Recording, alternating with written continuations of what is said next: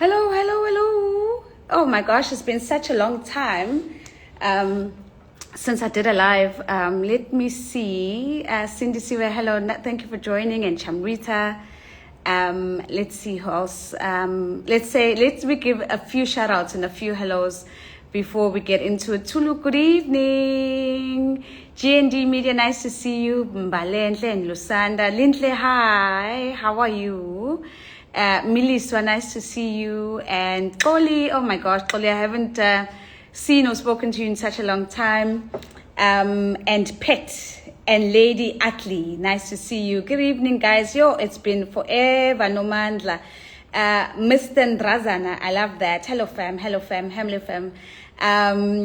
It's hi, Sandy. It's so nice to see everyone. I feel like it's been an absolute minute. Even now, I'm actually in a I just landed in Cape Town a couple of hours ago. I just finished a dry run with a client, and I'm literally now wrapping up for the day before I go and retire.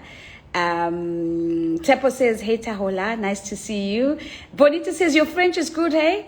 Of course, Bonita. I mean, why are you surprised? J'ai parlé français.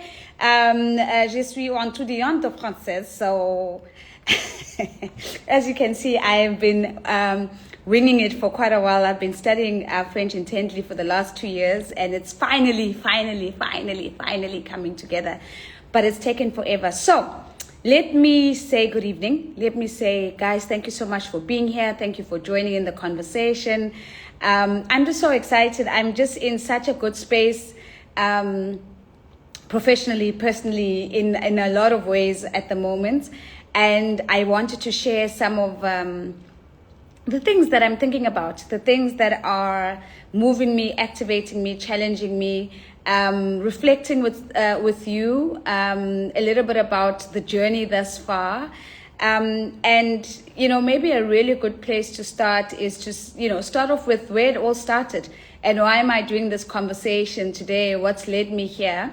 I do also want to say I'd love for this to be a conversation. So if you want to pop in a question, I'm happy, very happy to take questions. So we have a conversation, and it's not a one-way conversation with just me sharing. But let me start with, why am I having this conversation? Where did this start? So, you know, I think there's this weird thing that happens when you turn 40. I was telling my friends that. My friends and family actually at a year-end dinner that we're having in December, and I turned 40 last year, so I'm turning 41 this week actually. I was saying to them, there's something about turning 40 where you get to a place where you just you're afraid is just not as important anymore. The things that scare you suddenly seem to be just things. And you have a lot of a stronger conviction to just try stuff. And if it doesn't work, it doesn't work. And if it works, it works. And I've been feeling a lot like in this space of, and I'm trying to not swear, because the real language I want to say is like, I've gotten to a place where like, I don't give a fuck. I don't know if that makes sense, right? Like, I don't want to say that too loudly, but like the things that I used to care about, a lot of them are so minimized.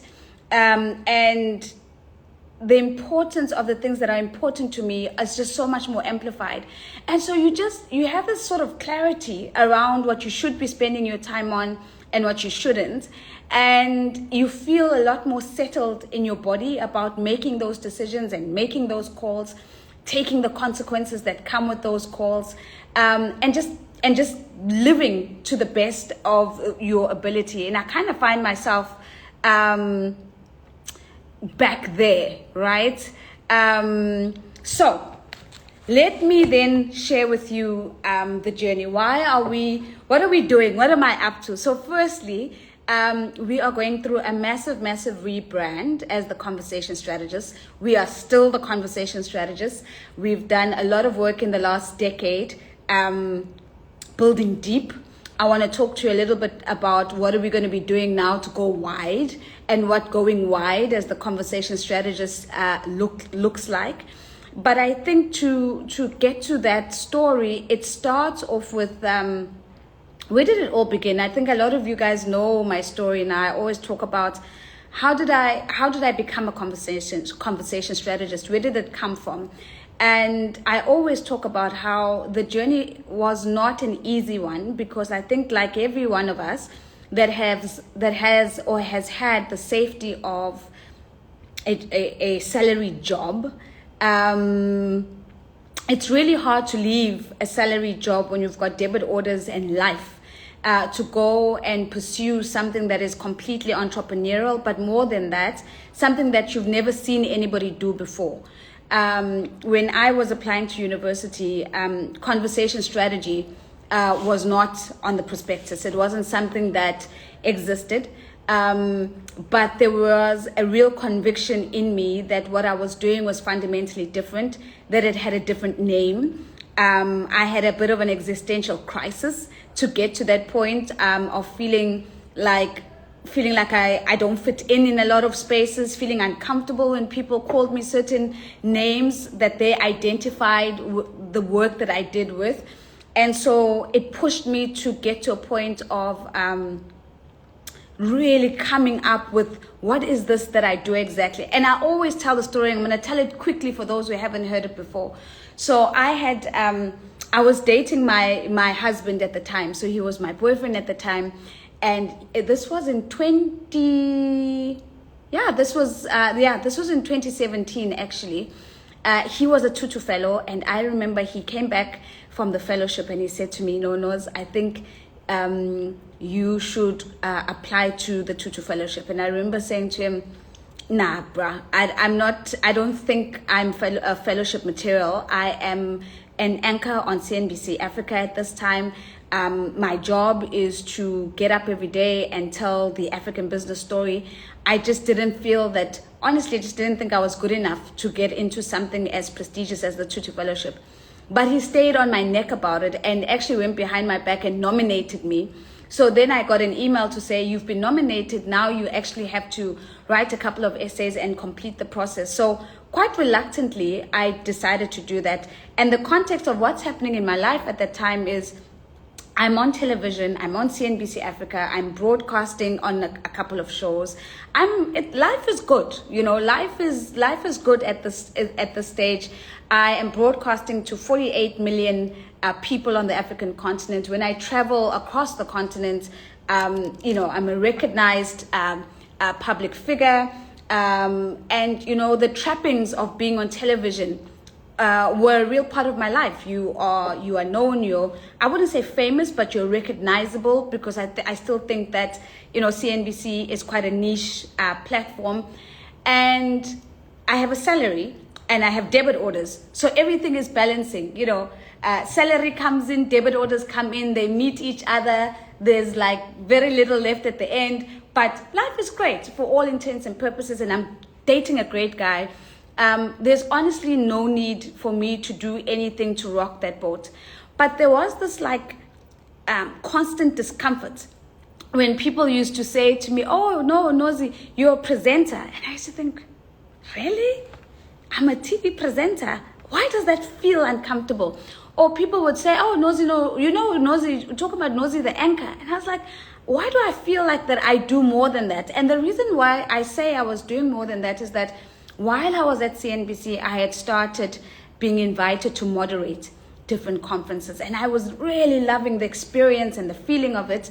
And I was starting to feel the pull of coming out of the studio, coming out from behind the auto cue, and being in front of people within an audience in conversation, coming out from behind the script and getting in front of the conversation.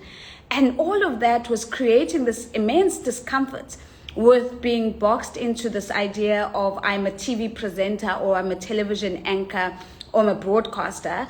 And in fact, the one that used to make me the most uncomfortable was when people would call me a journalist, because I feel like a fraud. People go to journalism school to become journalists. And I think it's such a purest form of training. And I've never been trained as a journalist. And so people used to say, Nozipo, the award-winning journalist. And I was like, oh, is that really me? Is that really an accurate reflection of me? So when I'm sitting in this fellowship, This is the discomfort. Umu, thank you for raising that. This is the discomfort I was sitting with. So I surprisingly make it into the fellowship. And I say surprisingly because I honestly didn't think that I had a place there. I mean, you guys know my views on imposter syndrome and all of that. And if we have time, we'll talk about it. But I really didn't think that I deserved to be there. I just felt that everybody there was smarter than me, was doing bigger things than me. All I was doing, I was literally on TV, interviewing people. It didn't feel like work that was significant in the world. And so I make it into the fellowship. And I remember my very first day, I'll never forget that. On the one hand, I was sitting next to a guy who had just been nominated or voted in as the youngest minister in his country. And I remember he was the minister for information communications technology, ICT, in his country. And on the other side next to me, I was sitting next to a lady who was literally raising capital in the US and building actual hospitals in Nigeria.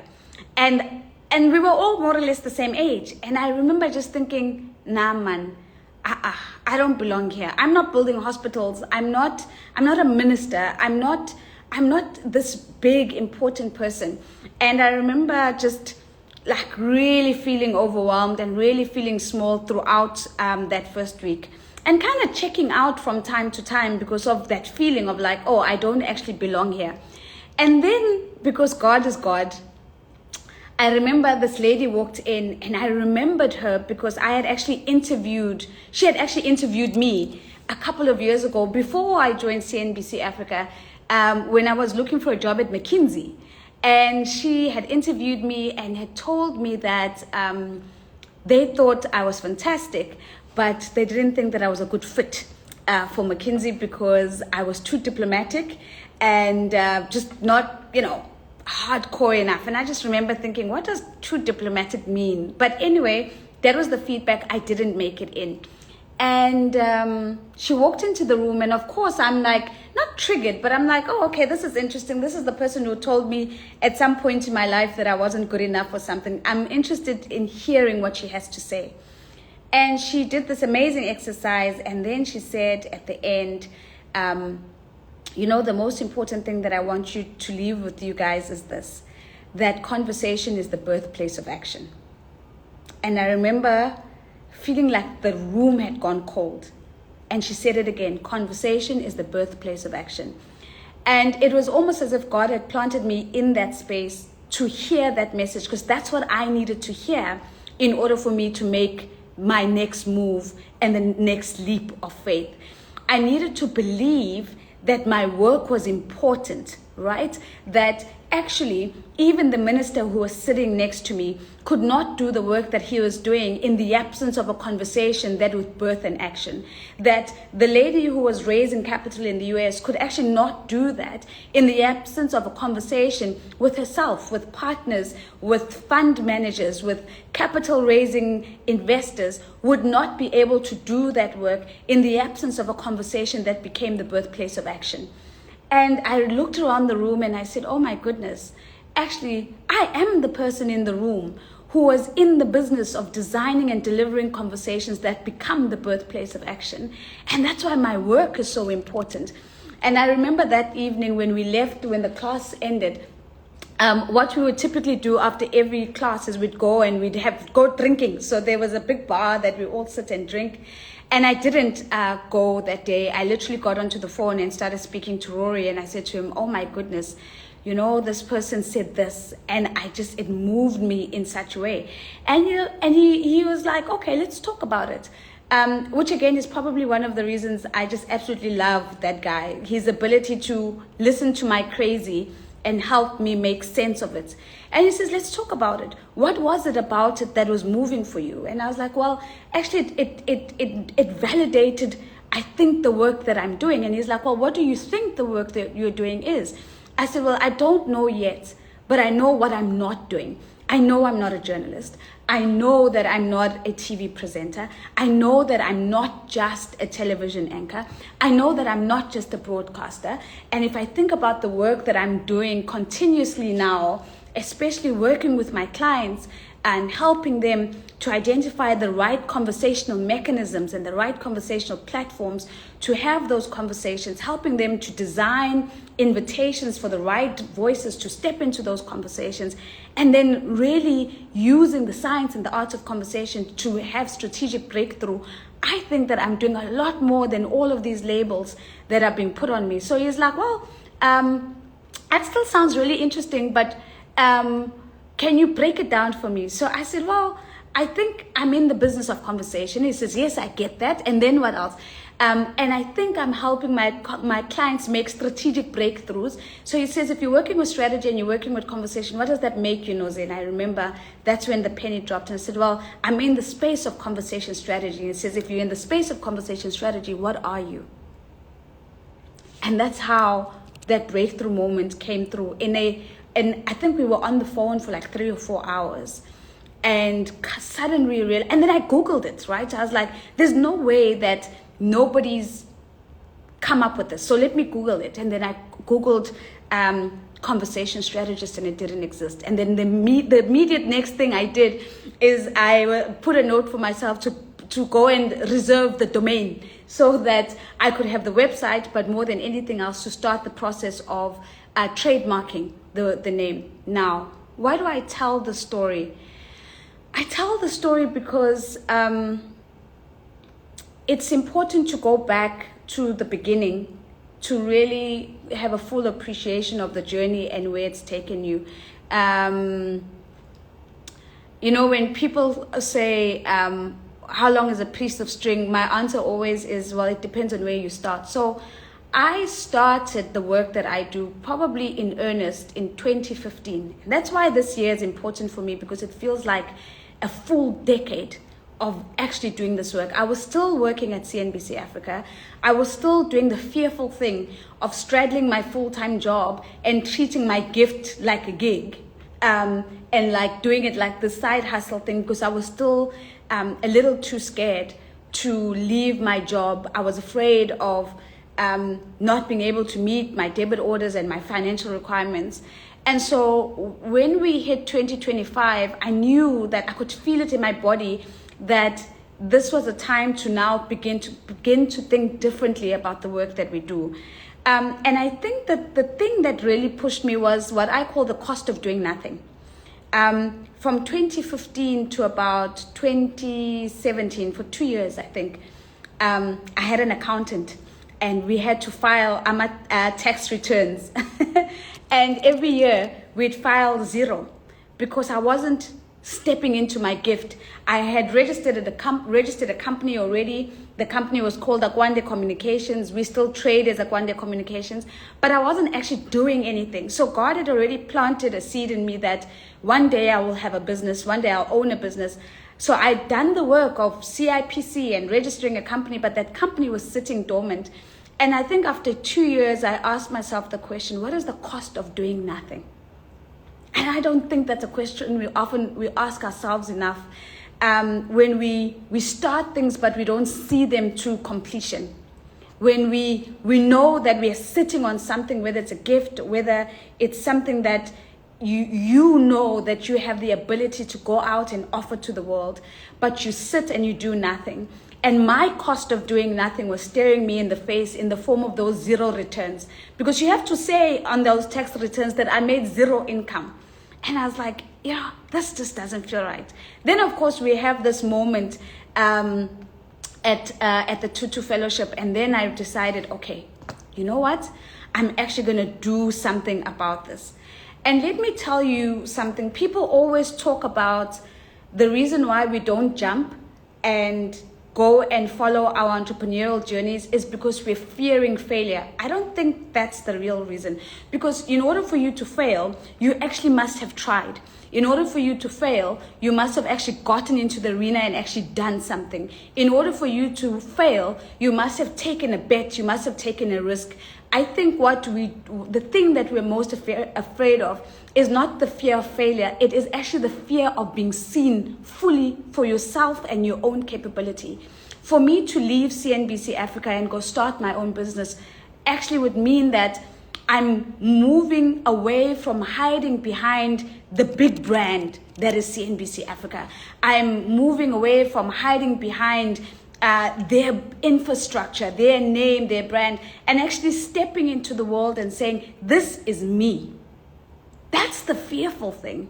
It's not about you haven't even gotten to being tested.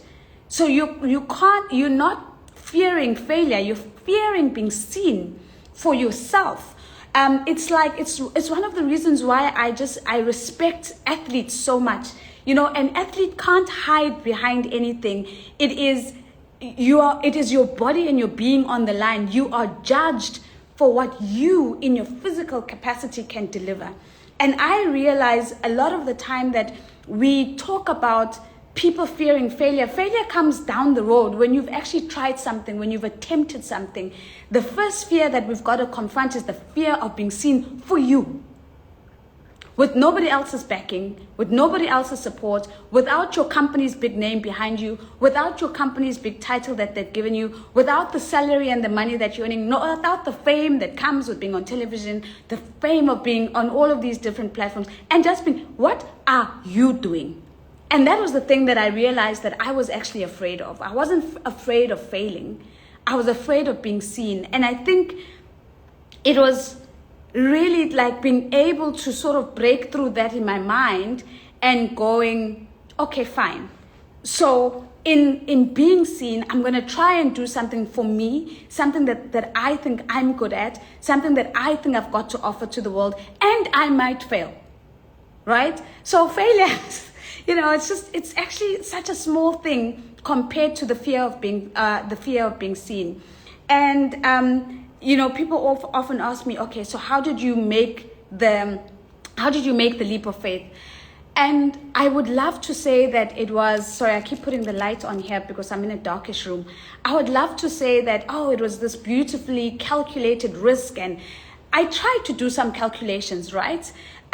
So I tried to so the first thing I did is I moved house. So I did some calculations. I was like, okay, I'm afraid that if I step out into the world and on my own, without CNBC, without this big brand, without the fame, without the platform, and just go and be a conversation strategist and go and be this thing that I've never seen before, that maybe people are not going to be interested in the work that I do.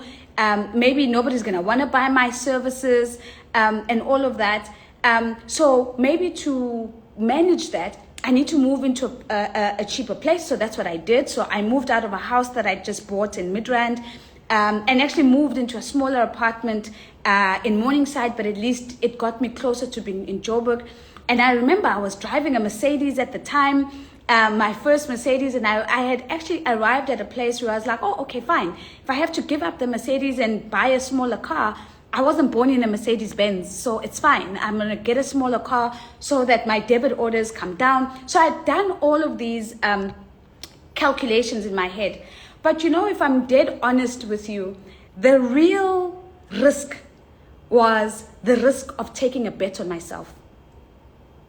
Because that's when the rubber hits the road, right?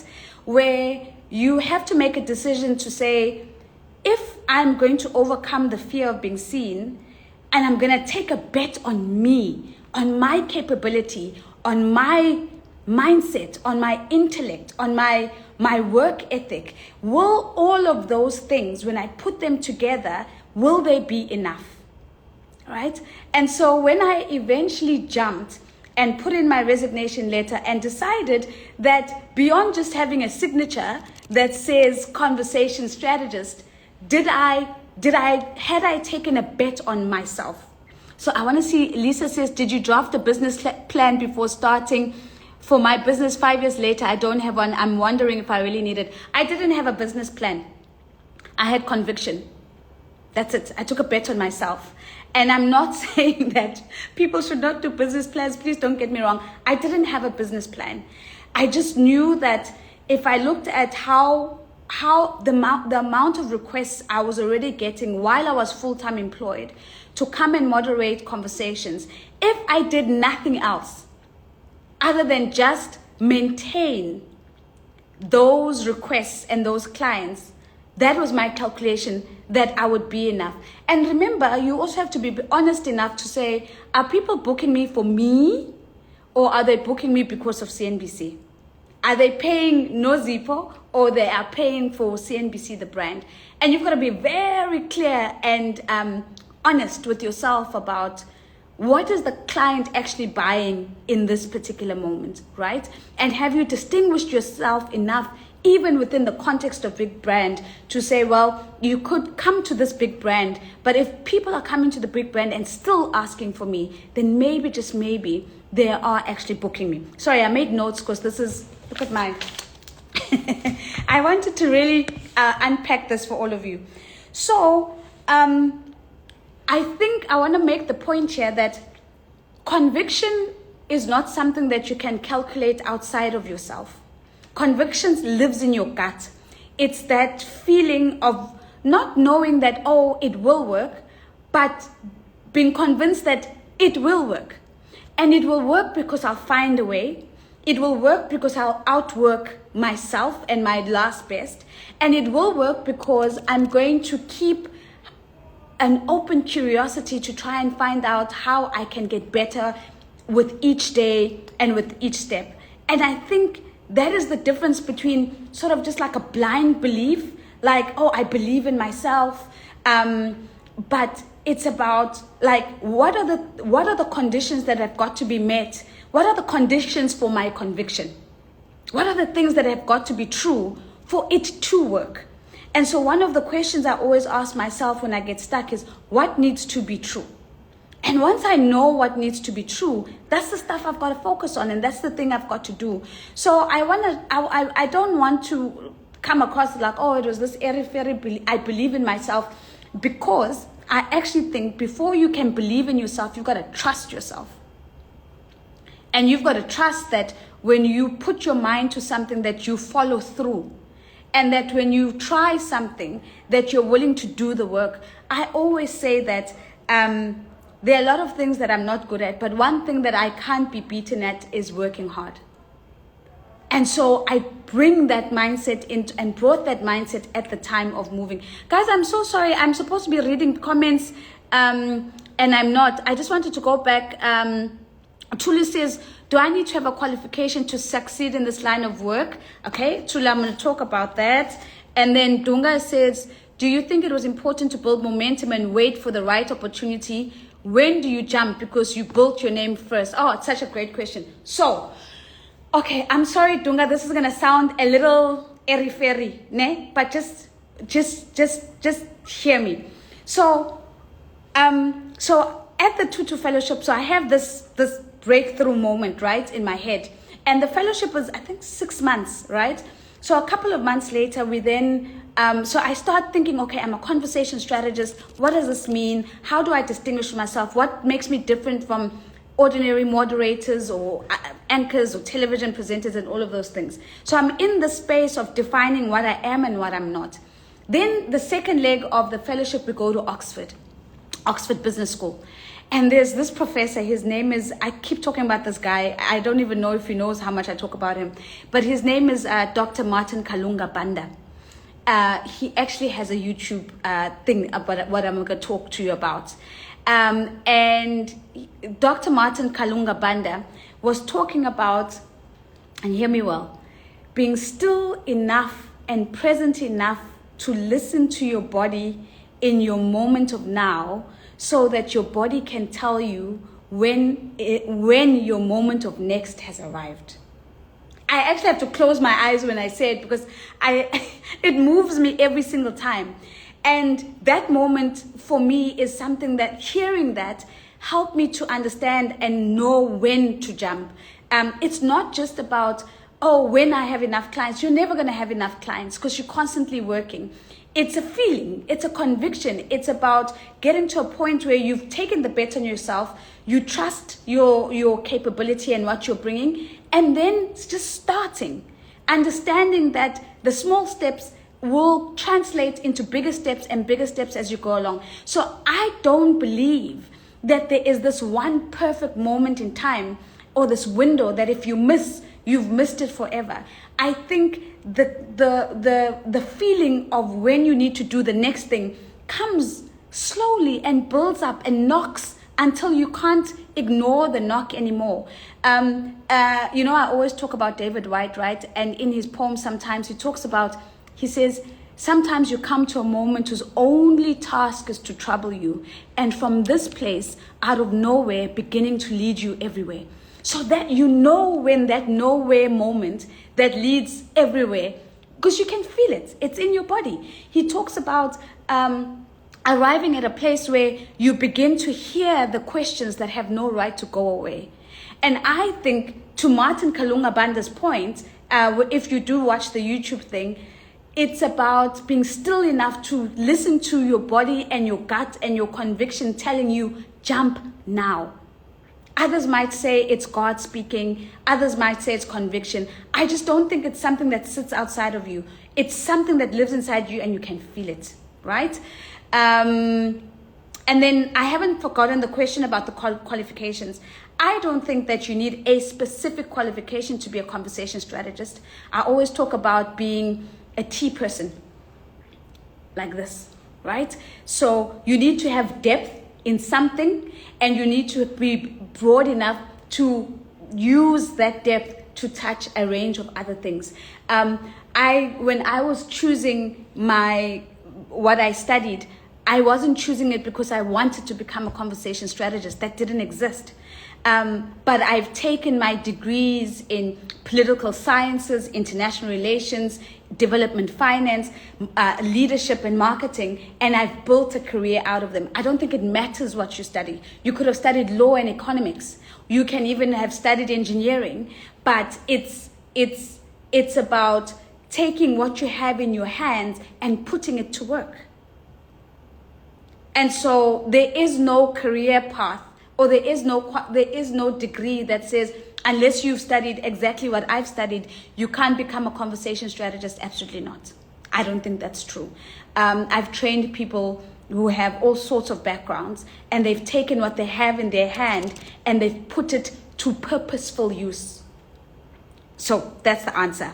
Farai said, what's the guy's name? That the other guy, it's Martin Kalunga-Banda and David White. White is spelled W-H-Y-T-E. Okay, so I want to talk about a couple more things before we run out of time.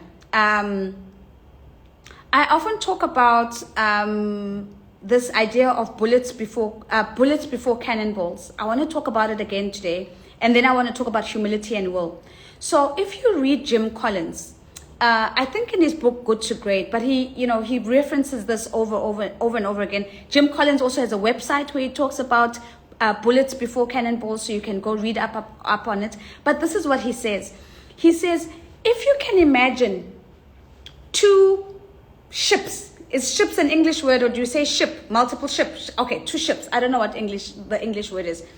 And they're in the sea or on the ocean, and they're coming, two battleships coming towards each other, right? So this one's going toward this one, and this one's going toward this one.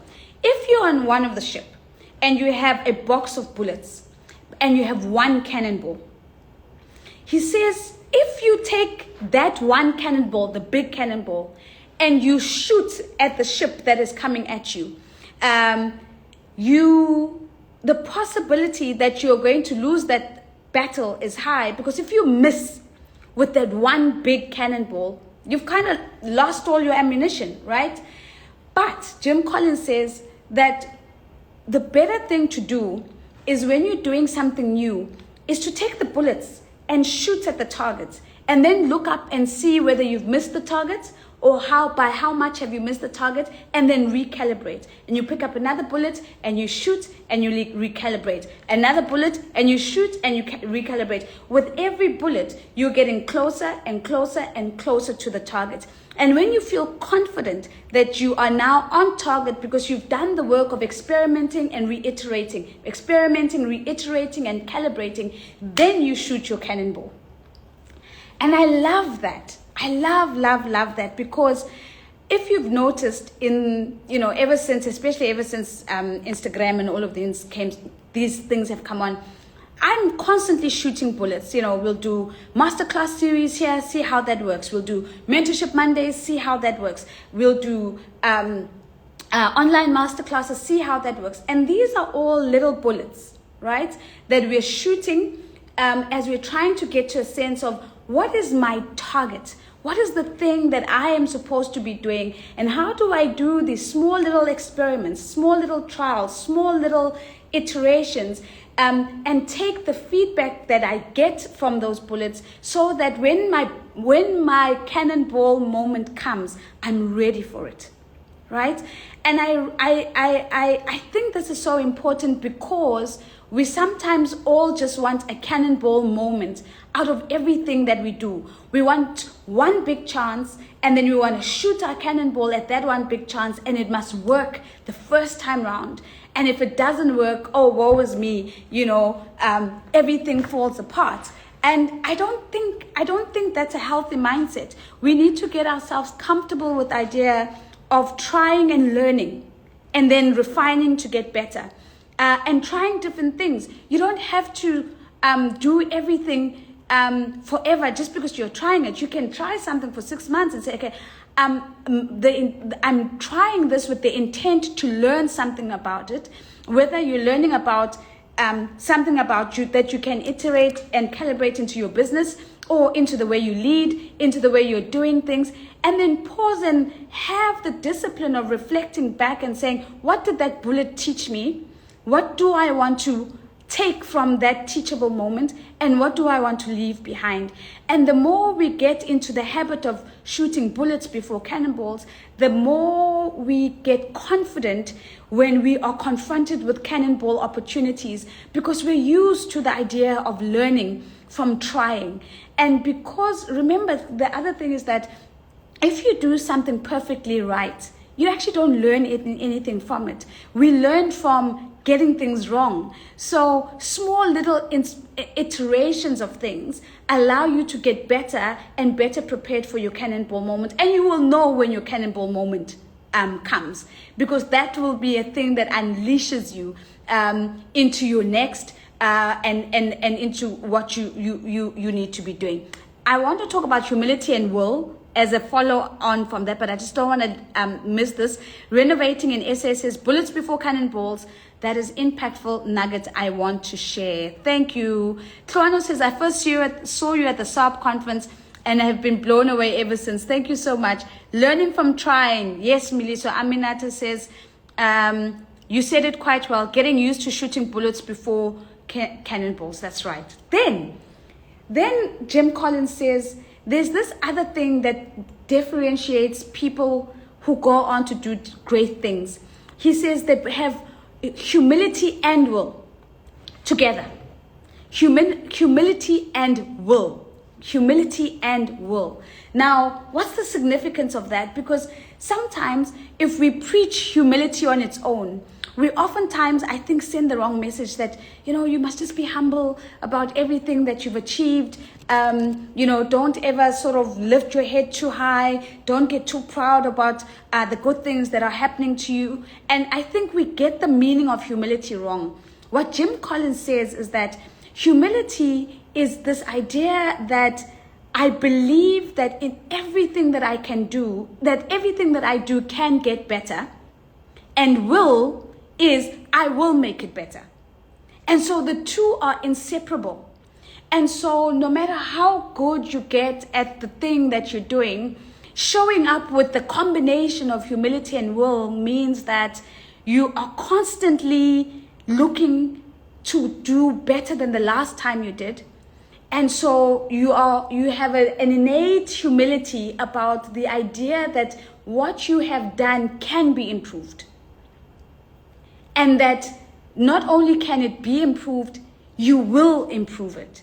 I just feel like that's probably one of the things that I often see missing in the way that people who are in public-facing professions, there's no arriving at being best. There's no such thing. There's no such thing as being best. There's no such thing as being perfect. There's no such thing as being like at the top of the game. There is no top. because the possibility of getting better is infinite. And once you accept that, and that you are going to... Sorry guys, I hope we haven't been cut off. I just dropped a call. Somebody was video calling me. And that we always have the ability to get to that infinite better place. Then you never actually ever take for granted every single opportunity that you get, because in every space you show up with humility and will. Right? I hope you guys can still hear me. I'm getting this. Can you guys give me a thumbs up if you can still hear me, and let me know if you're still here. Just drop me a message or something. I was just finishing off the point on humility and will. All right. So, okay. Thanks, Lady Atlee. Thank you so much. So I wanted to land this because I think in the last decade there have been tough lessons on people and process. You are going to get things wrong in terms of people and process. You're going to hire the wrong people. You might hire the right people and be the wrong leader for them. You're going to be fired by your own people if they feel that you're not the right leader for them. And from process, one of the things that I've learned about process is that if the process is not simple enough that anybody in your business can do what is required to be done, then you probably don't have an optimized process. So, I'll give you something simple. In our business, we have this saying that says, if it's not in the calendar, it's not getting done. If it's not in the calendar, it's not getting done, right? And basically that means that in our company calendar, if something is not plotted, the likelihood that that thing is going to be done is actually not going to happen. And it's one of the ways in which we protect ourselves from things falling between the cracks. So if it's not visibly in the calendar, it definitely means that it's not getting done. So it's small little things like that. So anybody in the team, I can't talk about, like right now, right? I'm in Cape Town. I'm here for the SAFCA conference, which is taking place tomorrow. I can't talk about being at SAFCA and somebody in my team doesn't know what I'm talking about, because it's in the calendar and it's the thing that we're all doing together. And unless we're all doing something together and everybody's got line of sight about where we're going and what we're doing, then there's going to be, to Sikwa's point, a lot of problems and uncertainty. So what are the processes that you put in your business that even anybody who walked in the morning, by the end of the day, would have a very clear understanding of what actually happens in this business and how you run the business, and they can plug in and play so that they can bring their best into the team as well. So I think, the toughest lessons that I've learned about people have certainly been that sometimes I'm not the best leader for certain people. So I lead in a particular style. I've also learned that I need to learn how to be led in a lot of ways. I'm not always easily led. And I've learned some tough lessons on process. When your process is not watertight, mistakes are going to happen and things are going to fall up between the cracks. So process is not about control. Process is actually about freedom. If the process is clear, then people are free to innovate within the context of the process. If you don't have a good process, then you're kind of leaving your team to shoot in the dark, trying to figure out what you as a leader want and what you like and what you don't like, which is not fair. Make the process clear and people will play to their strengths in that process. So, in the last 10 minutes, and then I'll take any questions if there are, in the last 10 minutes, what are we doing differently at this 10-year mark? I'm going to announce two things. Right? So I told you that this next decade is about going wide. We've been going deep for the last 10 years. I've been building an identity, a professional identity that didn't exist. We've been building a blueprint for conversation strategy that didn't exist before me. And it's been all about going deep, trying to give meaning to what being a conversation strategist looks like, and how people can journey towards that for themselves. Now I want to go wide. And in going wide, there are two things that I want to do, starting from this year and then flowing into the next year. The first one is that we want to launch a conversation academy. And what that means is that we want to make the skill of the science and the art of conversation accessible. And so do look out for the launch of the Conversation Academy. We are looking for people who want to learn how to use the tool of conversation as a leadership tool to make for their own strategic breakthroughs. We are looking for people who want to bring that into their business as a tool. We're looking for people who maybe already are facilitators and want to take and add an additional valuable layer to the way that they facilitate by bringing conversation strategy as part of the technology that they include in their toolkit. And all I'm going to say for now is look out for that. So the Conversation Academy is on its way. And then at the beginning of 2026, we're going live with the Conversation Hub. And the Conversation Hub is a place for other conversation strategists who are looking for global opportunities and need pathways to get in front of clients. And we're going to be supporting that by matching conversation strategists with global opportunities. Somebody once said, and I'll actually tell you who it was. His name is Eliud Kipchoge. He's Kenyan. And Eliud says, so Eliud, if you don't know Eliud is spelled Eluid. Kipchoge, Kipchoge. Eliud Kipchoge is a Kenyan long distance runner. And Eliud says that he's the only man on earth who's been able to do a marathon, that's a full marathon, 42 kilometers in under 2 hours. And one of the things that Eliud says is that I'm no longer interested in being the best in the world. What I'm interested in now is being the best for the world. And I feel that that's what my next is about. My next is not trying to be the best moderator or the best conversation strategist or the best host. My concern right now is how can I become the best for the world and not the best in the world. I think there's enough, I've amassed enough knowledge in the last decade to share some things in the academy that can really help others to take the science and the art of conversation and pull it into their lives, into their businesses, into their leadership strategies. But I also think there's a place where somebody said to me when I was telling them about this, and they're like, why are you creating your own competition? And I just said, well, because I just think I don't need to be the only one. I don't think I need to be the only one who's a conversation strategist. I can't tell you the number of moments where I'm not available for every request that's put to me. And I think it's time that I create pathways for other people to step into this identity.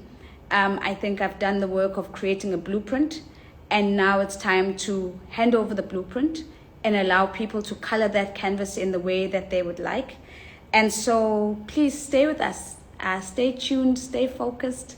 Thank you very much. Is the point I want to land, is to say thank you for just trusting me, for cheering for me, for giving me feedback, for encouraging me, for those who are on here who are my clients, for trusting me with your work, with your stakeholders, with your platforms. The next 10 years, we're going to take things to the next level. The question that has no right to go away is now being answered. When I was in Harvard last year, I was challenged by my entire class by this and they all asked me, So what's your next, Nosy? And are you not afraid that you're getting too comfortable at just being the only and the best at what you do? And what's the legacy that you're going to be leaving? And right now, it feels like this is the right thing to do. So our academy is going to start off in a virtual environment so that we can accommodate as many people as possible. But we have an exciting partnership with one of the business schools that I can't mention right now, that is also talking about giving us some campus space so that we might have some interactions in the physical environment. So that's the big announcement. And I think it's important to put big announcements out into the public space, because otherwise they run the risk of, again, accruing the cost of doing nothing. Because if nobody knows, nobody can hold you accountable, and nobody can prod you up and ask you and check in with you in terms of where you are on that. And I think for us, we're not afraid of being held accountable. In fact, we love it, because this is how we know that we're moving in the right direction. So we've been shooting a lot of bullets in the last 10 years. This is our cannonball moment. And thank you so much for being a part of the journey. And that's it. Thank you very much. So we are, of course, revealing a new brand and look. So please check out our countdown. Our new look is going to be live on Friday. We can't wait. We've got a new website. You're going to see a lot of our look and feel looking different. I did promise, of course, that I was going to do a one-on-one mentorship session, a one-on-one mentorship session with somebody who tags us and sends us a message, or tags me with a moment that where we've maybe touched you in a way. I know that the team is going to be tracking those, and we'll be in touch in terms of what that looks like. Who knows, maybe we have a group mentorship session if it is a whole group of us that have come together. But thank you very, very much, guys. I'm actually a little emotional, just thinking about this moment, because it's taken a lot to arrive at a place of being able to say, yes, I've worked for the last 10 years. I've put in the work, and it's time now to do the next thing with it. And when I think about Flip, I didn't realize, but I dedicated my entire 30s to creating a professional identity that just didn't exist, and making it accessible to other people and living it so that other people can see what it looks like to bet on yourself, to not be afraid of being seen, to bring your whole self into the work that you're doing, to be unafraid of living out your full purpose, even if it doesn't look perfect or understandable to a lot of people, and to being unafraid of naming who you are and what you do. I'm going to close with something that I shared on the Forbes stage last week. I had the pleasure of being in the audience when the former First Lady of Namibia, Her Excellency Monica Gengos, was speaking in South Africa last year at an International Women's Forum of South Africa event. And she said, when people start saying, who the hell does she think she is? That's when you know that you're really doing what you're supposed to be doing. So if there are any thoughts of who the hell does she think she is and what the hell does she think she's doing, that's a good pat on the back. It means that I'm moving in the right direction and I'm doing exactly the right thing. And it's time to let go the obsession with being the best in the world, and it's time to step into the invitation of being the best for the world. Thank you for joining. Thank you, guys, and thank you for all your beautiful messages. I can see them on the screen. I do appreciate it. I'm going to now take my emotional self and go to my room and go and prep, do final preps for my clients. This is where we are for the next 2 days. We're at the SAFCA Private Equity Conference. Everybody in private equity is here, and it's going to be super, super amazing. And then I'm off to go and celebrate my birthday with my family. So it's going to be a really, really good week. Thank you so much for joining. I appreciate you guys so much. Bye-bye.